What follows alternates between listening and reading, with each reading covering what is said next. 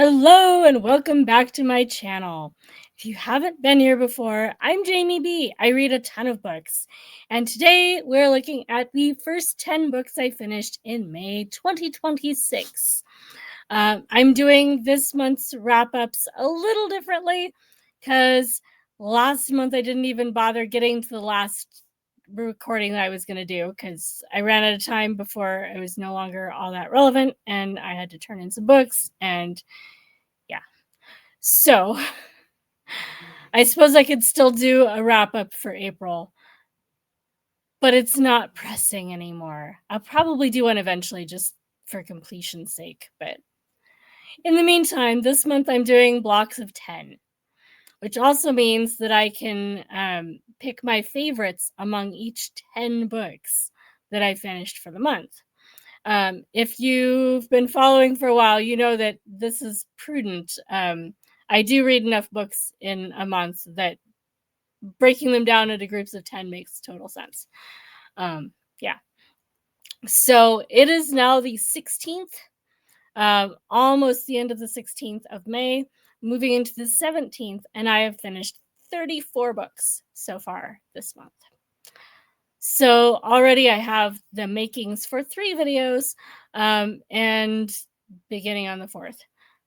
So I will be posting 3 videos soon and probably won't have enough finished for the 4th video for a few days.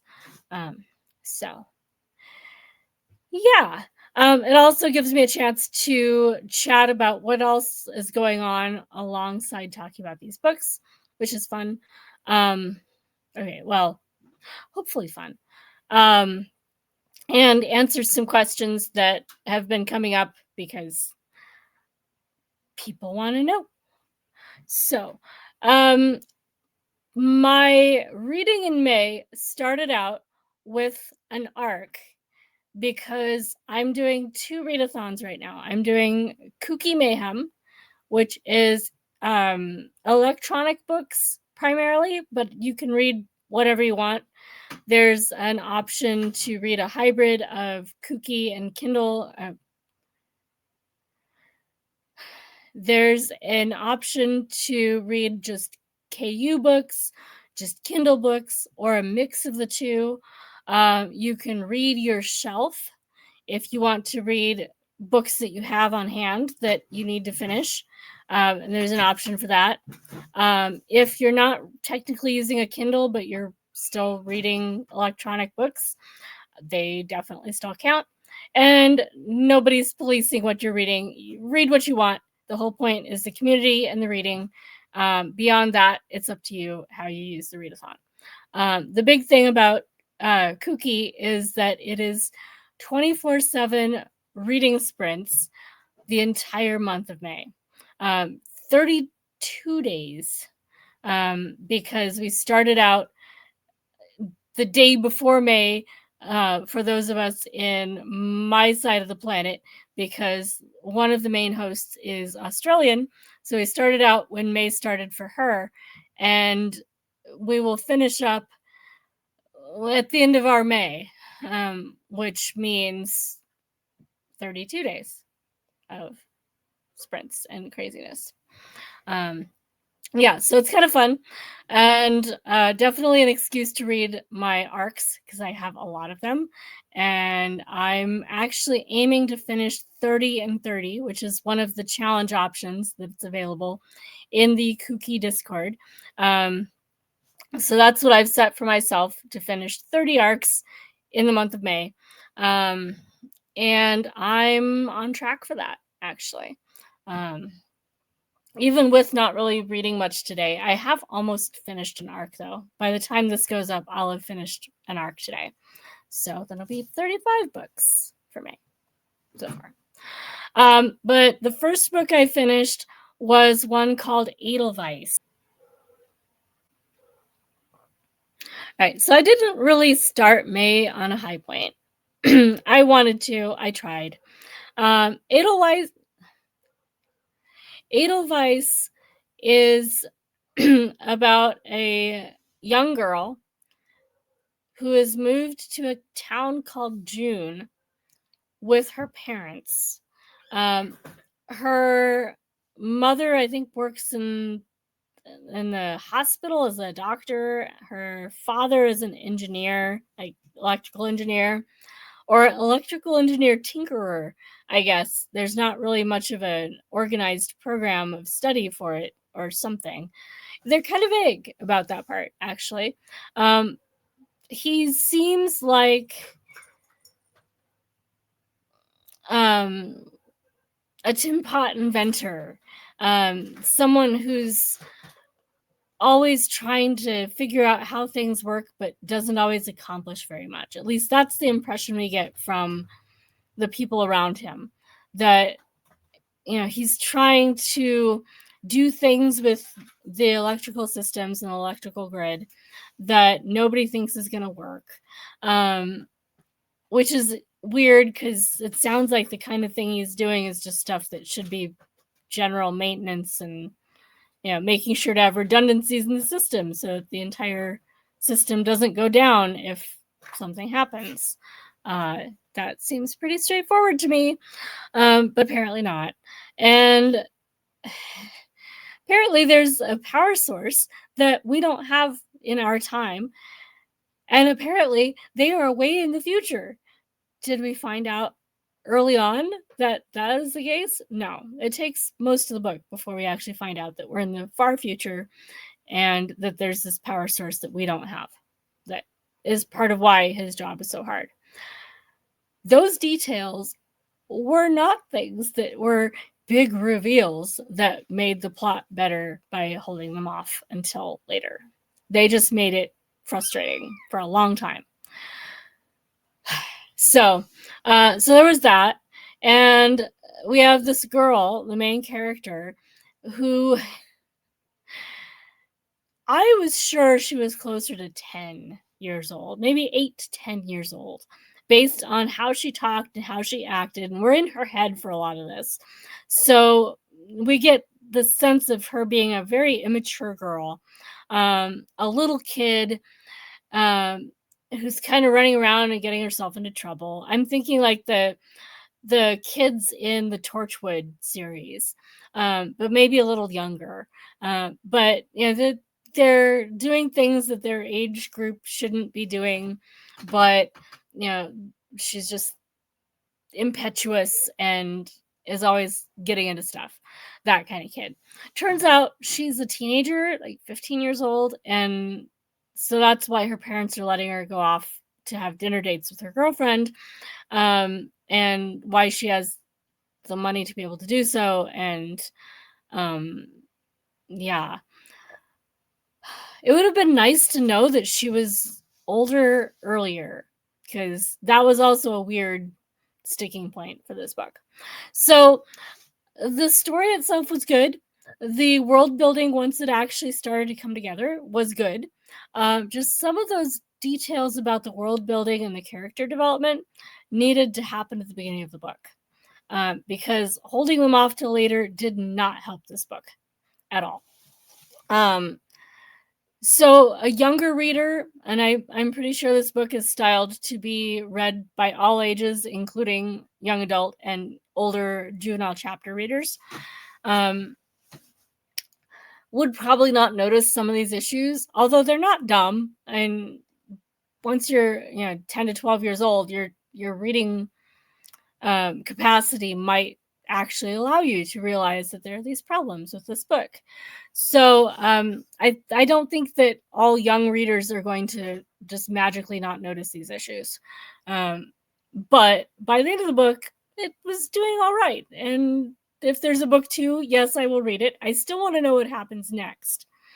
I was very frustrated by some of the issues I've talked about already in this book, that detracted from my experience reading it.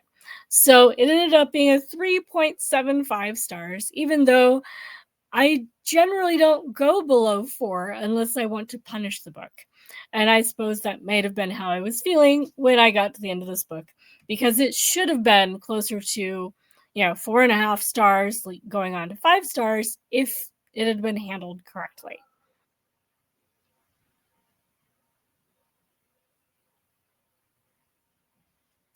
All right. Next up, we have a book that I have in print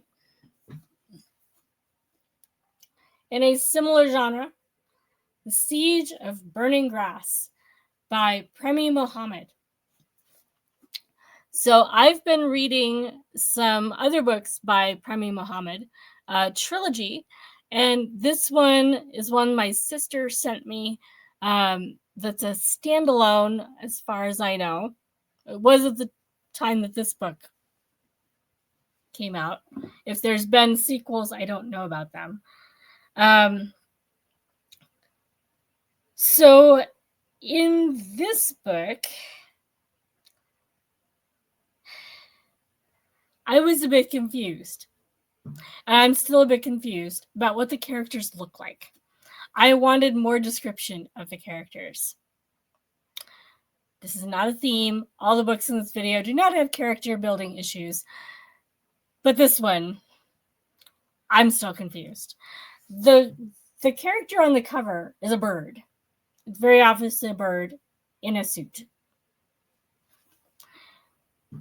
By the end of the book, I was starting to wonder if maybe some of the characters do look more like the guy on the cover. And if this is not just an artistic license sort of thing. But I don't really know. So this one I might reread at some point, not this year, but eventually, and see if there's something I missed, and maybe these characters don't look human. They are on, I think, a colony world, very far in the future. They are originally from Earth in some way. And there's a war to the death, basically, between these two civilizations that exist on the same planet. And we land in this story midway into this conflict, when there's a possibility for ending the war at last, through violent means that remind me very much of that episode in Babylon 5 where the Drazi have reached their cyclical civil war in which everybody pulls a sash from the bag, and if they get purple, they're purple Drazi. If they're green, they get their green Drazi. And then they battle to the death until the purple Drazi or the green Drazi comes out victorious. And that's how they pick who's in charge until the next civil war. So in that episode, the solution that they come up with and try to convince the humans about is that if they can just exterminate all of, I think, the purple Drazi. The green Drazi were the ones trying to exterminate the purple Drazi. Could have been other way around. They're both trying, but their solution is they end the war by exterminating the other side. Short version of this convolutedly long plot summary. But that solution seems like what they're kind of aiming for here too. That if they can end the war and end the bloodshed, then all will be well. But they can only do so by some additional bloodshed. So it's that kind of plot. I'm just very confused about what the characters look like. And there may be scenes that would have made a lot more sense if I had a much better sense of what the characters look like during the scene. So, yeah. And I don't think I was half asleep. I think I was paying attention for this book. So if you have read this book and understood more of what was going on than I did, is this actually what one of the characters look like? That's what I want to know. Because that changes things a little bit. But one of the races is in like floating cities, and the other is on the ground. I'm not sure why they can't just keep doing that. There's a lot of political world building that did not make it into this book that maybe would have dragged the book on for most readers, but I found it annoying that it wasn't there.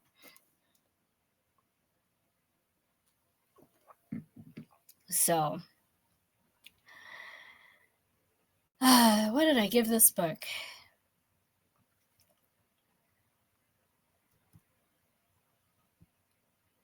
4.5 stars. So, by the time I finished this book, I enjoyed it anyway, but I was still confused. This is one I was expecting after what my sister said about it to be a 5-star. So, confused still. So next up, let's do another adventure. All right. So in this story, we are following a young man who is born in Tanzania, and his father is deeply in debt to an Arab merchant trader named Aziz. So our young man, Yusuf, is basically sold into slavery by his father to pay his father's debts to Aziz by working off the debt as a slave in the household. Yeah, he has great parents. Lovely. So he grows up in this household, and Aziz likes him. And it takes him a while to actually figure out that Aziz is not his uncle, because he does get treated as if he's kind of the son that Aziz wishes was his son. So once he reaches older teenagehood, Aziz wants to bring Yusuf into the business in some way, and decides to bring him along on this caravan going south into the jungle of Africa. I'm guessing somewhere around Lake Victoria is where they end up, based on the descriptions in the book. I've never been there, but at some point I knew more African geography than I do now. So I was realizing how rusty I'm getting on some of that, being able to recognize where they are on the continent by descriptions. Anyway, I'm pretty sure they end up near Lake Victoria, certainly in that kind of terrain, to trade with the tribes that are back in the hills there, in the jungle. Think the kind of terrain where silverback gorillas tend to be. Yeah. So anyway, they go on this expedition. Stuff happens. Lots of adventure. I'm probably going to do a video eventually about books in which the characters are going on an expedition into Africa, because I've read several and they go in really different directions, but they all have a similar vibe underneath. So this will be one that I'll talk about more in that video for sure. This one, Heart of Darkness, obviously. There have been quite a few, but yeah, it's a theme that I seem to read every once in a while. So I liked this one. It was not my favorite book by Abdulrazak Gurnah. The one I read for my group of the BookTube prize for the last round, the previous round, I should say, Theft, was so far still my favorite by this author. That one was a 5-star book for me. So this one was 4.5 or 4.25, somewhere in there. It was still good. I enjoyed it. It might have been a little too short in places. It wrapped up in kind of a whirlwind of, and then they're back. And I found that a little less than satisfying. But it worked for the story. It just, I might have liked more, but I don't know. Maybe I just liked it and I wanted more because it was good. In any case, it was not a 5-star, but it was not a bad book. This one was nominated for the Whitbread Prize and for the Booker for its year. So it was recognized as a good book, and it does bring up a lot of issues without dwelling on them so long that it would put everyone to sleep. And that may be where I like the political stuff because, anyway. Moving on. It was a good book. I recommend it. I will talk about it more when I do that theme video because it definitely fits that theme. And if you need a book set in Tanzania for a read around the world sort of thing, this one would work for that. All right.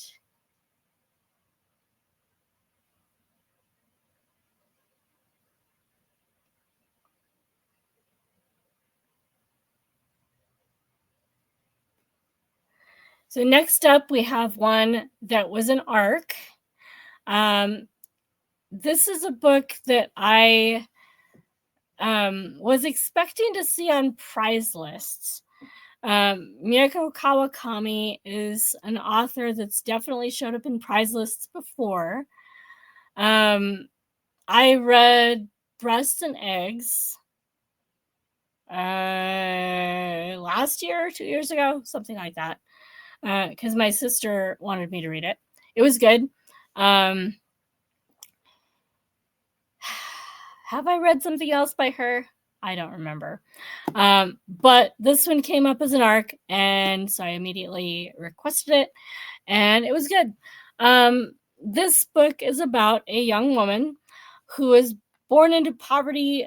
She and her mother are barely getting by. Her mother is an addict, and I think she was working as a prostitute. Not really sure. I think so. But not a great mom and not someone who can support herself, let alone herself and her daughter.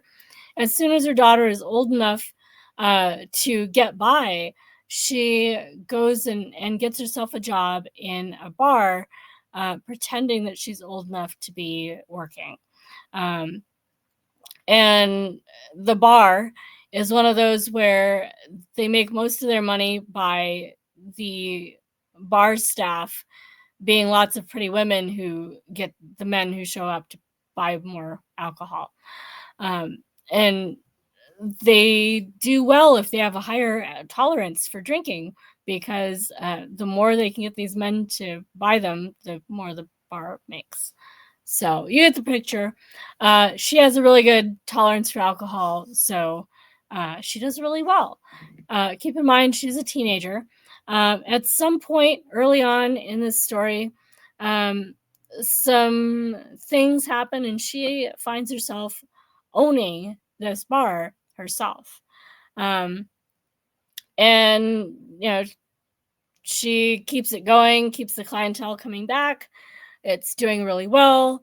But she's a teenager, and some of the stuff going on is wrong and illegal in ways that she should know better, and she doesn't because she's a kid, and basically she's being exploited, and stuff happens, and it all comes crashing down. And beyond that, read the book. It's one of those that has lots of heavy content, lots of talk about gender and exploitation and sort of the nuances in women's control of their own bodies. Because these women are not necessarily being exploited because of what they're doing with their bodies. If they are making choices to do things with their bodies, that's on them and totally up to them. That's not where the exploitation lies.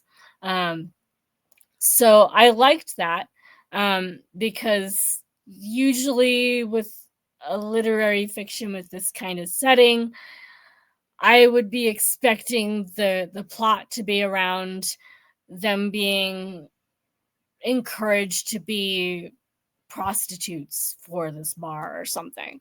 So it could have gone that direction more than it did, and yeah, I was impressed that it didn't. There's still a lot of sex and violence and ugliness on page. This is one where you might want to read something lighter afterwards, but yeah, it's not too trauma laden. I liked that it centers around a young woman owning a business, because I'm trying to own a business. Oh my goodness. Her path to owning a business was way easier than mine. I'm still waiting on a stupid thing from the government without which I can't open a business bank account, without which I can't do a lot of things without workarounds. So annoyed. So that's where my business journey is going at the moment. I'm hurrying up and waiting for something that I should have gotten already, and I'm still waiting on, and without which I can't move forward. And then I get to actually try to apply for loans. And that's the part I'm most nervous about. Just can't do that yet. So I kind of have to have somewhere to put the money before you can ask people for money. Kind of important. So anyway, so I liked the setting of this one being a woman business owner for that, because I could resonate with that, particularly reading it at this time in my own progress. So that was fun. What did I rate this one? It was good.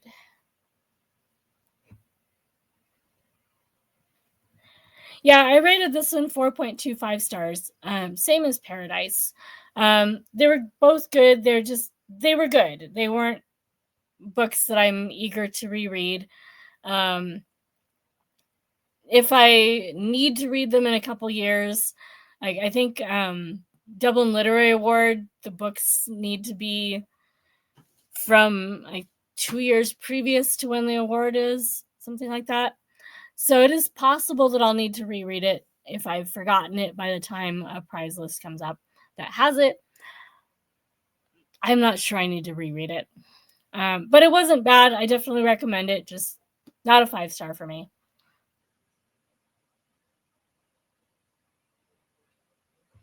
All right, next up, we have one that I had a lot of people commiserating with me over while I was reading it.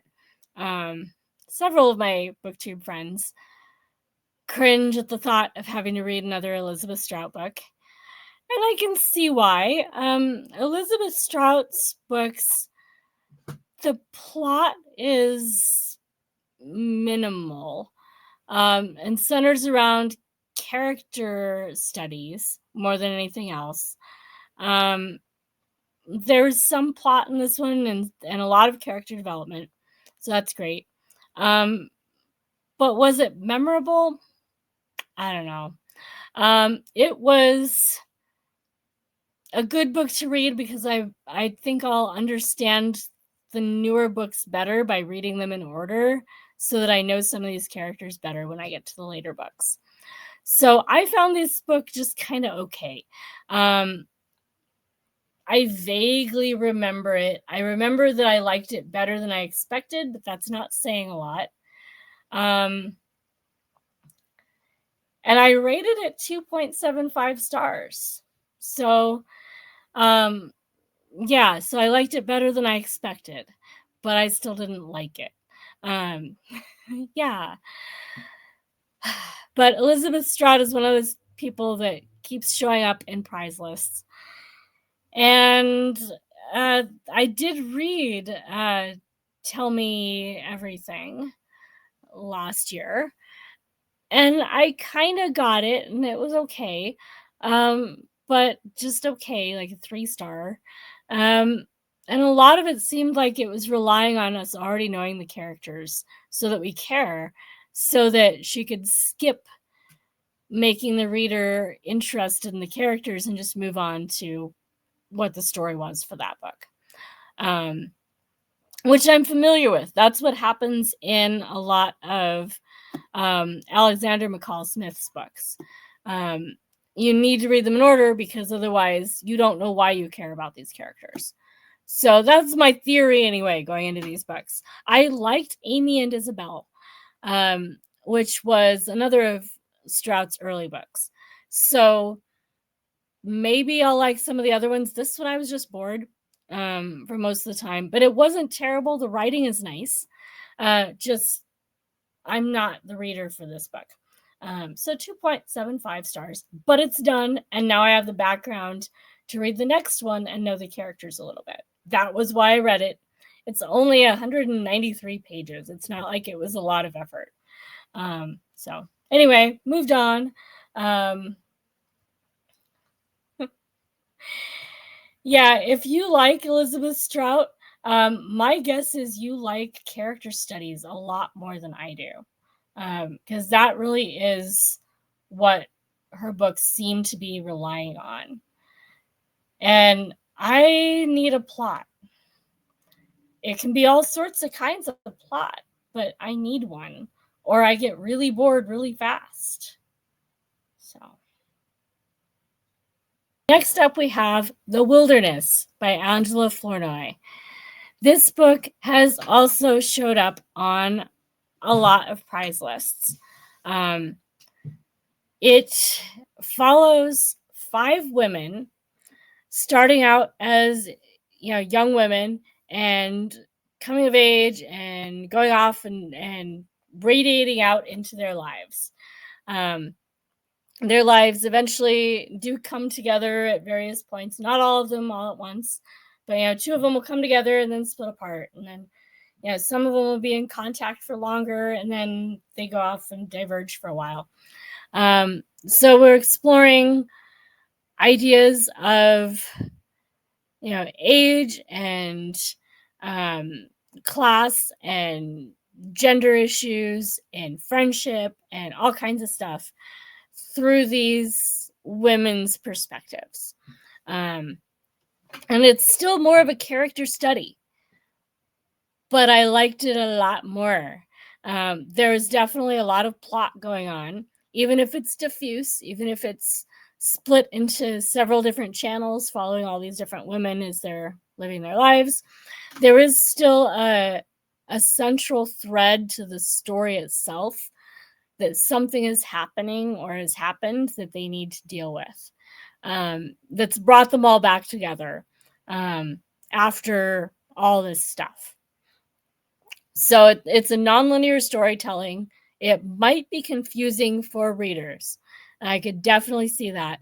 I think that's one of the criticisms I've seen of it in the past, was that it is confusing because there's basically 5 main characters that we're following as they're meandering through each other's lives, and it's not starting from the past and moving to the present. It's kind of jumping around a bit. So yeah, so it was well done, though. I didn't come out of it feeling confused. It actually made sense all the way through, and I wasn't trying to figure out, okay, when and where are we now? So I liked it.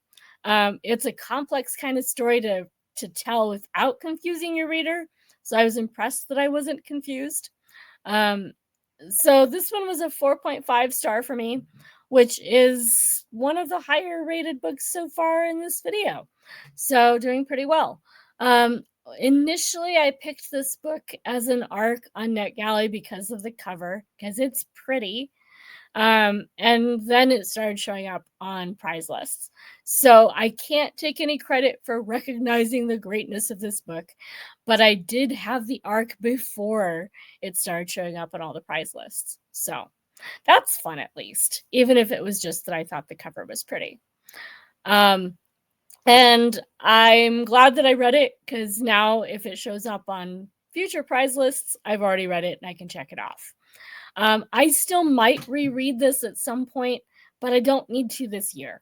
If at some point far down the road, when I have my bookstore and books are actually showing up as donations, it's going to be a used bookstore with a lot of stock showing up as donated books and craft supplies, like a thrift store, just a private thrift store, and not a chain. And yeah, with classes and community stuff going on. It'll be a fun bookstore. But when I have that bookstore sometime in the future, if this book shows up in print, which it probably will, I might reread it when the fates decide, here, have this book, you need to read it.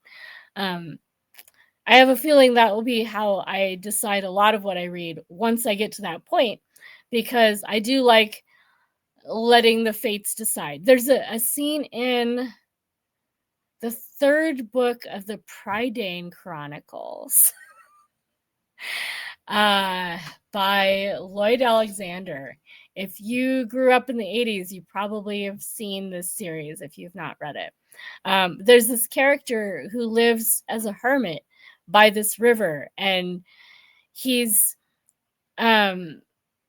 he gets what he needs by collecting the things that wash down the river. And he just, his life is supplied by that river. And every once in a while he does have to interact with people to trade for things that just don't float down rivers. But most of his life is supplied by chance by that river. I loved that image. That's something that's stuck with me since I was about 10. I think that was when I found that series. So the idea of getting my reading plans by what books show up at my bookstore, yeah, I'm totally for it. So if this book shows up at my bookstore, I will probably reread it. So, but I'm not racing out to do so. It's good. Highly recommend it. And yeah, I probably with the reread more will stick with me because there's just so much complexity in this book that I liked it, but maybe I will remember more of like the things that I liked and resonate with them more strongly if it's a reread. Yeah, because I think I was still using a lot more brain power just keeping up with the story. So I probably will recognize things I resonate with more if I already got the plot out of the way and can focus in on those details, which is why rereading is a good thing. Is it Mr. Adler that in the How to Read a Book advice for readers says that reading a book means reading it more than once, and so the first time you read it for plot and structure, and then the second time you can actually read it for details and stuff like that. One that I don't really remember details on because they all run together is Baptism of Fire. This series, I really still am not recognizing beginning and ending of novels sort of story arcs very well. This one kind of has a story arc that's contained within the one novel, but they all still just run together as one big series. In this one, our hero at some point is taken prisoner, and he has to survive and somehow escape. And so that's kind of the central problem, at least for the part of this book that I know for sure is in this particular book. Beyond that, some of the details I'm remembering, maybe the book before this one, they all run together. And that's been my kind of critique of the entire series so far. This is the Witcher series. This is listed as book 5 in the Storygraph numbering of these books. And they do just kind of all run together, which was kind of my observation on the Wheel of Time as well. After a while, I don't remember what happens in specific books. Like the first 3 books, I know what happens in each of the 3 books. After the 3rd book of Wheel of Time, I know what happens in the overall story, but I don't remember what was in specific books. And I have a feeling that this one is going to feel very similar. But I'm not relating to the characters as much in the Wheel of Time, partly because it's so female dominant. Even if there are things that Jordan could have done better about writing female characters, that's a common critique of Wheel of Time. There's still way more female characters than your typical fantasy novel from the early 90s to mid 90s, which is when that was starting up. I think I started reading those in like 97. Pretty sure it was book 5. And I'm pretty sure I got it just before I went to college. So, yeah. So I could relate to the characters because even if they could have been written a little bit better for the time, they were good. And there were lots of characters that were similar in age to me and doing similar things. There was a lot of the hero's journey sort of adventure where they're leaving their familiar home environment and going off into the world. And when I finally got book 1, don't start in book 5. I tried that. It was so confusing. Yeah, it was something I could relate to. I have not yet found a character in The Witcher that I actually relate to. So I'm having a much harder time caring enough to retain all of the information I need to like internalize this series. And I don't know if that's going to change. It may just be something that happens with time. So we'll find out. But this is part of a big group read along hosted by Coda and Nicole, who also are the hosts for KuKi. And at the moment, I don't think anyone's really focused on this series because it's KuKi. We'll probably resume focusing on this next month. So I'll definitely be caught up if I'm not already. Might be ahead. I don't know. I'm not sure where we're officially at anymore because everybody's either ahead or behind. And no one's really worried about it this month. So by next month, I'll figure out where everyone is and get caught up if I haven't already. I have, is it Tower of Contempt or something like that? Tower of something. Time of Contempt and Tower of... Anyway, I have the next one in print. This one actually is one of the few I don't have in print. So I had to do this one just as audiobook. I could have sworn I have it. There may be a stack of the rest of this series somewhere else in my book collection because I could have sworn that my sister that handed me off the rest of them did give me the first books in the series, which would include this book. I don't know where they are. So at this point, no idea. I just found it in audio. I am enjoying the series, just it's not a 5-star series for me. All right, next up we have another arc, Room 706 by Ellie Levenson. This is a bit of a thriller in which a couple who've been having an affair find themselves in an awkward spot of bother. They are all of a sudden stuck in a hotel room that has been taken over by terrorists. And if the terrorists overrun their room and they become part of the news story, their respective spouses will find out in the worst way imaginable that they were having an affair. So somehow they have to A, escape the terrorists, and B, avoid their spouses finding out. So it was an interesting conundrum. I've not read this plot before. So that was refreshing. It's kind of hard to find these where I literally have not read it before, especially in thrillers. There's only so many plots available without, at least partially recycling something someone else has written. And this one has similarities with other books too, but I have not read this plot specifically before. So that was nice. And it was funny.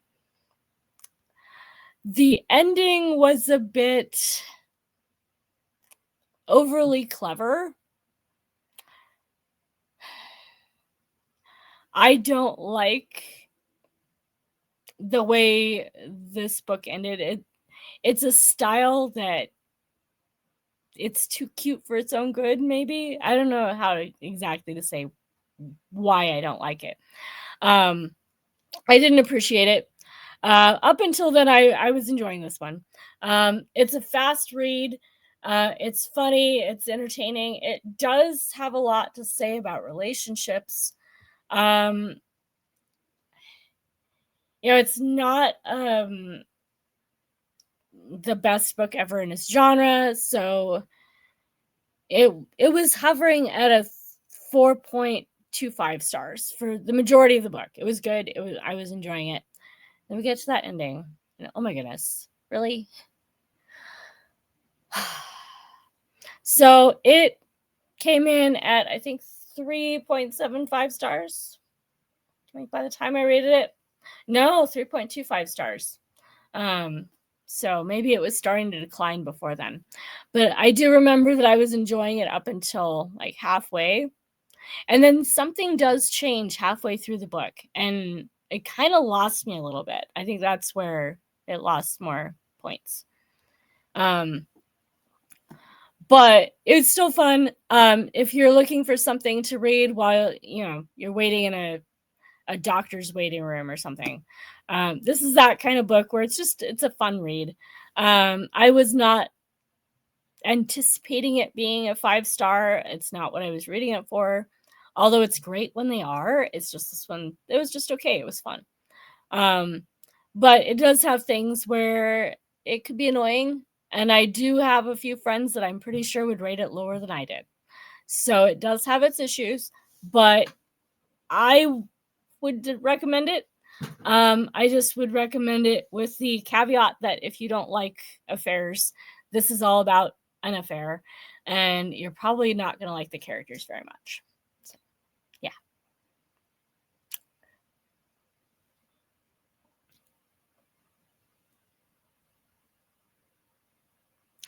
And last but not least, out of my books that I don't have in print, is my favorite book from this group of 10, Apricots by Tsvi Jolles.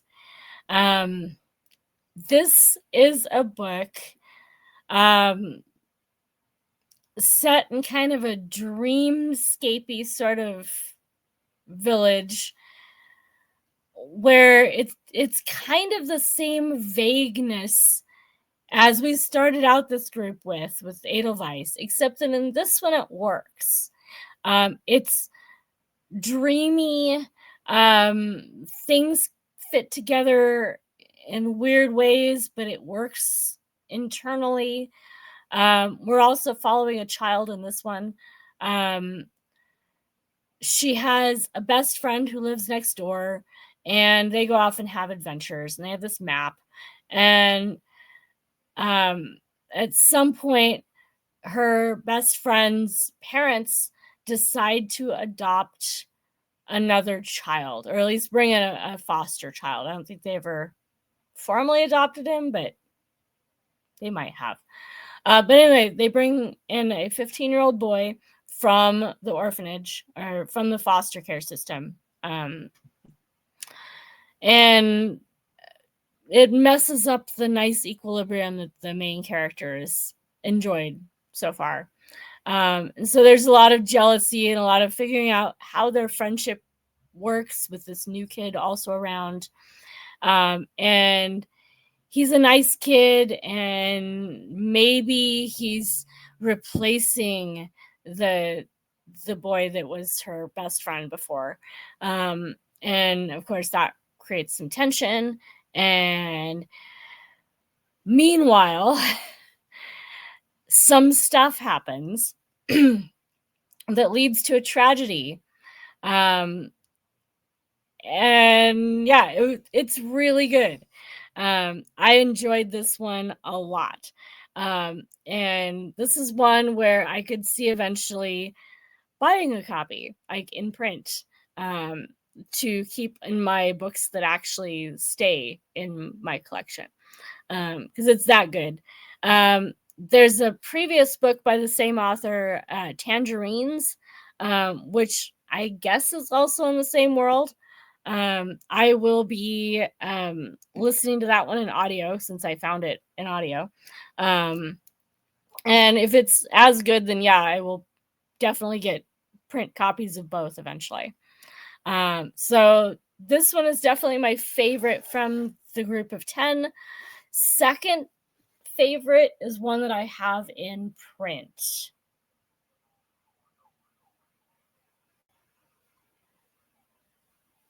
So my second favorite from this group of 10 is There There by Tommy Orange.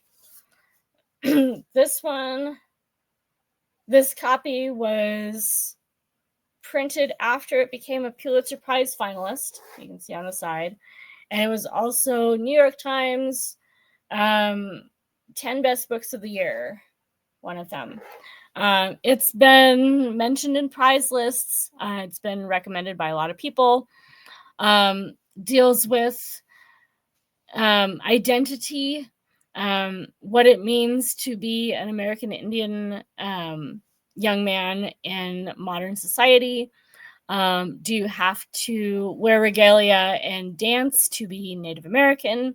Are you less Native if you don't? And yeah, some stuff happens. And we're basically following the various characters involved in this dramatic event leading up to the dramatic event. And it was really good. I enjoyed it. It is tragic. I did not cry, but I know the point at which probably a lot of my friends did. So it is a tragic book. It's well done. I can see why it is mentioned in so many prize lists. But I liked Apricots better. So those are my top two from this first group of 10.